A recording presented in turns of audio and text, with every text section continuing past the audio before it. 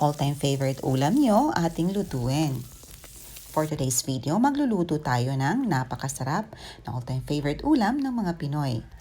Gamit ng puso ng saging, samahan pa natin ng kanang mais. Tara, simulan na natin. So meron tayo ditong na-harvest na puso ng saging. Pinabalatan lang natin at remove natin yung matigas na parte nito. Sa isang bowl, naglagay tayo ng tubig, asin, at pangtanggal ng tagta ang lemon. Pwede din kayong gumamit ng white vinegar mga mommies.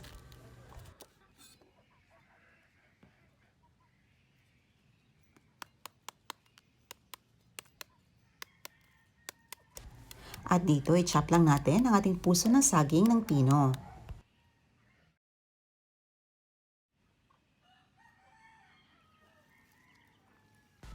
At dito sinok na natin ang ating puso ng saging sa salt and lemon water para hindi masyadong umitim. At pinipigaan natin ito para matanggal naman ang dagta nito. I-set aside at i-ready na natin ang ipa nating mga sangkap.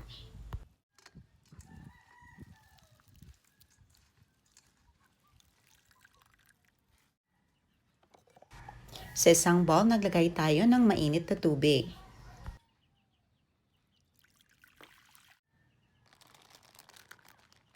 Gagamit tayo dito ng isang pakete ng Good Life, vermicelli or sutanghon. At isok natin ito sa mainit na tubig ng mga ilang minuto. Meron tayo ditong 1/2 to 1 cup of pork chop. Imamarinate lang natin ito sa asin at saka paminta.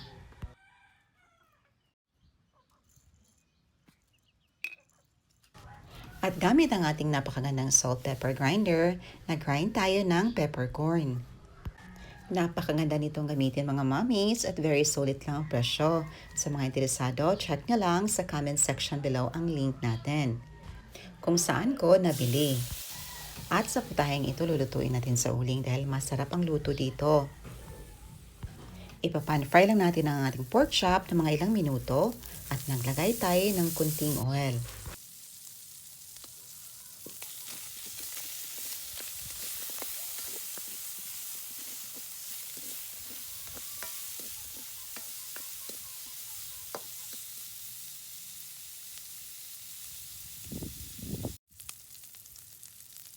At dito, bahagya na naglalangis ang ating pork chop. Igisa na natin ang mga spices. Inuna natin ang red onion. At gisahin hanggang sa maging transparent.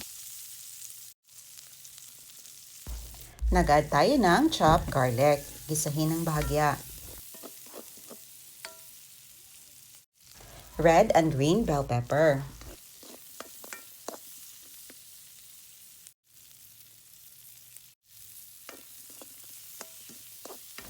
At para maging fuse ang flavor naman ng mga spices natin, nag-add tayo ng ground peppercorn gamit ang ating salt pepper grinder mga mommies. At dito inilagay na natin ang ating puso ng saging. Gisahin lang natin, takpan hanggang sa maluto. Napakasarap talagang ulamin ang puso ng saging mga mommies at kahit anong luto nito, bongga sa sarap. Kayo ba mga mommies, ano bang luto ng puso ng saging ang paborito nyo? Comment down below naman. At dito naglagay lang tayo ng soy sauce pampalasa. Takpan natin hanggang sa maluto.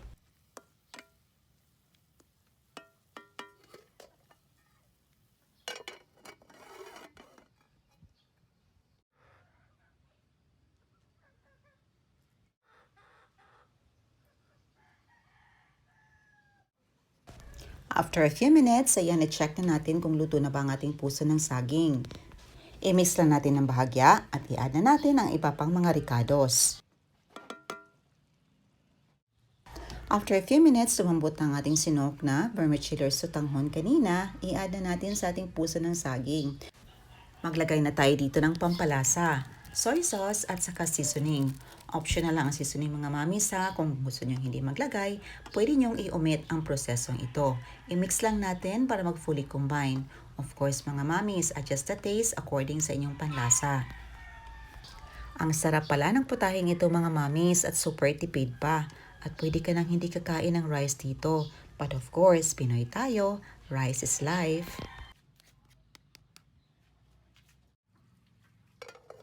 Dito tinakpan lang natin ng mga ilang minuto hanggang sa maluto ang ating sotanghon.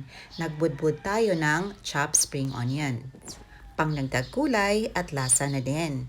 Ito na, ready to serve na ang ating ginisang puso ng saging with sotanghon. At ito na ang ating paboritong parte, ang tikiman time. Of course, meron tayo ditong kaning mais na niluto natin sa uling. Ang sarap ng luto dito mga mamis. At siguradong mapapa-extra rice tayo dito. But hinay-hinay lang. Kasi ang pagkain ng sobra ay masama. At ito na ang ating ginisang puso ng saging with sotanghon. Tikman natin. Ang sarap talaga ng ating ginisang puso ng saging with sotanghon mga mamis. Super tipid na ulam at pasok sa 3Ms. Mura, masarap at masustansya. Ayan lang po mga mamis, hoping nyo subukan ang ating recipe. See you in my next vlog. God bless you all and stay safe everyone. Bye and enjoy!